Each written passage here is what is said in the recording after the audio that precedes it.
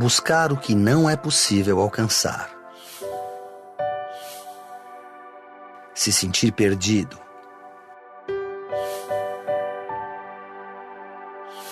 Pressionado a fazer em menos tempo.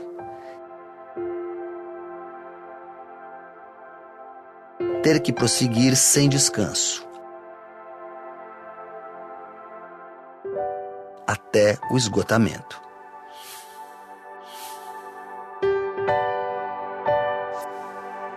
Para alguns brasileiros, os dias de trabalho são assim.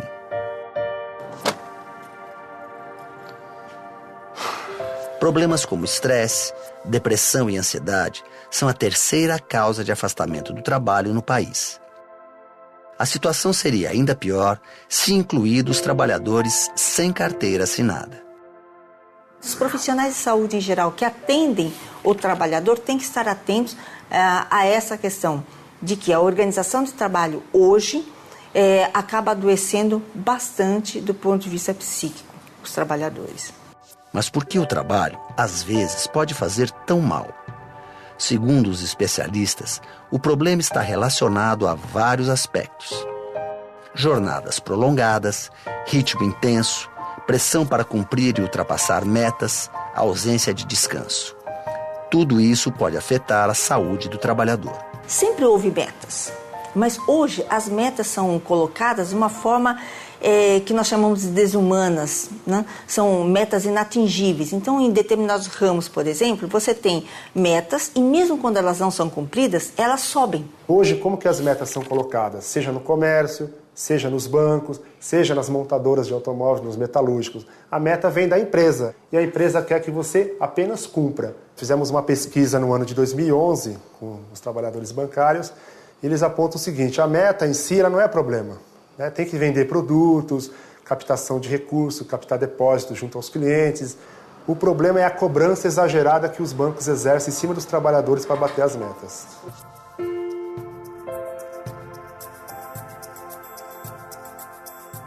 Ezequiel é motorista há 21 anos. Já dirigiu ônibus, caminhão, carreta. Mas hoje está afastado das estradas. E até mesmo olhar o ir e vir dos ex-colegas motoristas é difícil para ele. Há 6 meses, Ezequiel foi demitido, justamente quando começou a apresentar problemas psicológicos.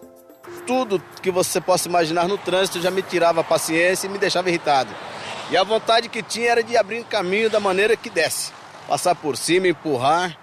Eu estava indo para Jundiaí, comecei a ficar irritado com o trânsito, foi a gota d'água.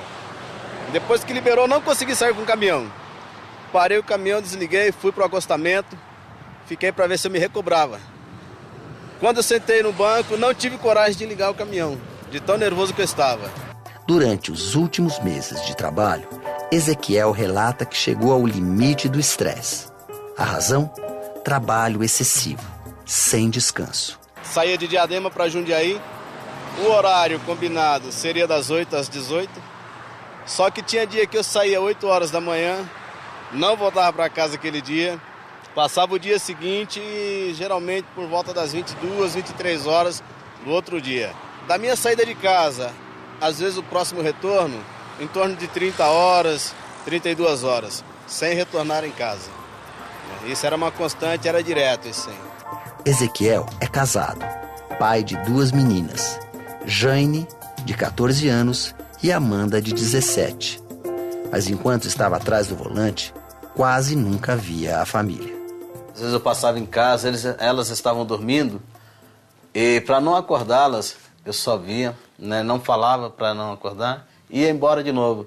Ou seja, às vezes eu via minha família e a família não me via. Mesmo passando em casa, eles não me viam. Seria muito preventivo, estabelecer limites possíveis, respeitar a possibilidade da pessoa ter uma outra vida que não seja só o trabalho, né? Que a pessoa possa trabalhar para viver, mas não viver para trabalhar.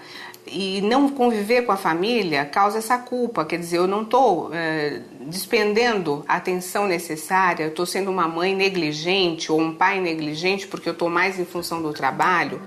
Culpa por não suportar a pressão, por não atingir as metas, por não ser o melhor funcionário. Culpa por estar doente. Mesmo conscientes de que o trabalho os levou até uma situação limite, muitos trabalhadores ainda se sentem culpados. E são vistos assim por quem os cerca. É muito comum a gente ouvir frase assim: ele é fraco, ele é incapaz. Ou, ele tem muito problema na família dele, ele é nervoso, ele sempre foi assim. Então, o problema é individualizado, né? E nunca se remete à questão mesmo do ambiente de trabalho, os aspectos sociais, né? Que envolvem a questão da depressão, da doença mental. Para a bancária Silene Garbo, foi difícil admitir que estava doente. Eu achava que era só uma frescura. Não, isso daí é uma frescura, né? Falta do que fazer, talvez. Mas aí eu fui vendo que não, que é muita doença, muita preocupação no banco, muitas metas, muitas cobranças, né? E eu fui vendo que o negócio foi ficando pior, porque eu não queria fazer mais nada. Eu não tinha vontade mais, nem de trabalhar, nem de comer, nem de beber, nada. Eu só queria ficar deitada, quietinha no meu canto, no meu mundo, onde eu arrumei o meu mundo, né? E achava que ali eu estava protegida. Silene trabalhou como caixa durante 20 anos. O esforço repetitivo provocou várias lesões e ela teve que passar por 2 cirurgias. Mas não foram esses problemas que mais afetaram a saúde de Silene. Hoje, ela está afastada do trabalho há 1 ano em razão de uma depressão grave.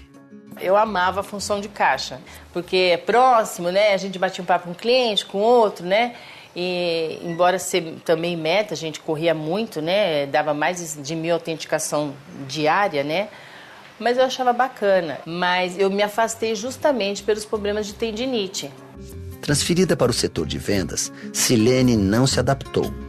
O cotidiano passou a ficar pesado demais. O que mais me incomodou nessa área foi isso, é vender aquilo que eu não compro, que eu não ofereceria para os meus pais. Mas eu gosto de desafio. Eu só não gosto de empurrar as coisas para os outros. Eu não gosto da área comercial, é só isso. Não é difícil de entender que essa área não é para mim. Eu queria que o banco olhasse com carinho cada caso. Porque eu servi para o banco muitos anos. Ele podia olhar para mim com carinho, sabe? Você já foi obrigado a fazer algo que acha errado? A psicóloga Eliana Pintor dá um exemplo de como o conflito ético pode causar sofrimento emocional. Eu peguei um caso assim muito ilustrativo disso, que era uma vendedora de uma loja de eletrodomésticos, onde começou a ser exigido que, além da venda do produto, se vendesse a garantia estendida do produto. O próprio gerente usava uma gíria que chamava "não esquece do Embutex". E isso vinha sendo praticado, inclusive com uma ordem oficial, porque a moça me trouxe uma xerox do ofício que dizia assim, em negrito, né, dizia que as vendas sem garantia estendida não seriam computadas. Consciente de que os clientes eram lesados sem perceber, a vendedora entrou em crise. Teve um insight, ou seja, né, uma luz, uma conscientização do que ela estava fazendo. Então é como se você se desagregasse da sua própria raiz. Quer dizer, a minha mãe me ensinou outra coisa, não foi isso. Então isso, do ponto de vista psicológico, é um cisma muito grande, é extremamente desestruturante, desagregador e só pode levar a pessoa ao adoecimento. Então, o trabalho deveria ser um lugar de realização. Evitar que o trabalho se torne fonte de dor nem sempre é fácil. As empresas costumam investir em atividades para diminuir o estresse, mas os especialistas apontam para outras direções. É muito comum as empresas oferecerem esses programas de qualidade de vida. Então, o trabalhador vai ter aula de yoga, ginástica laboral, quick massage, massagem, vai ter meditação, alongamento. Mas depois disso tudo, ele volta para o trabalho dele como era antes, não teve nenhuma modificação na organização do trabalho. Então, a doença vai persistir, ele vai continuar sofrendo. Para o trabalhador, o importante é defender a própria saúde, procurar a ajuda de um especialista e também dos colegas que vivenciam o mesmo problema pode ser um bom caminho. Quando o trabalhador, sentir os primeiros sintomas, né, ele deve procurar ajuda especializada. Deve procurar um psicólogo, ele deve procurar um psiquiatra, seja através do convênio médico, né, ou no SUS, né, no Sistema Único de Saúde. Procurar o Serviço de Saúde Ocupacional do Hospital das Clínicas, procurar centros de referências de saúde do trabalhador que existe na cidade, ou mesmo os centros de atenção psicossocial, os CAPs. Sozinhos nós não vamos conseguir fazer nada. Então a gente estimula uma visão mais coletiva. A pessoa procurar o sindicato, se o sindicato é com autorização do trabalhador, de repente vai procurar a empresa. A partir daí também é importante que os trabalhadores se organizem no local de trabalho, né? Exercer valores como solidariedade, entender o problema dos outros, porque essas questões de adoecimento relacionado ao trabalho, ela pode atingir um trabalhador hoje, amanhã ela atinge o segundo trabalhador, então ninguém está imune a essas questões.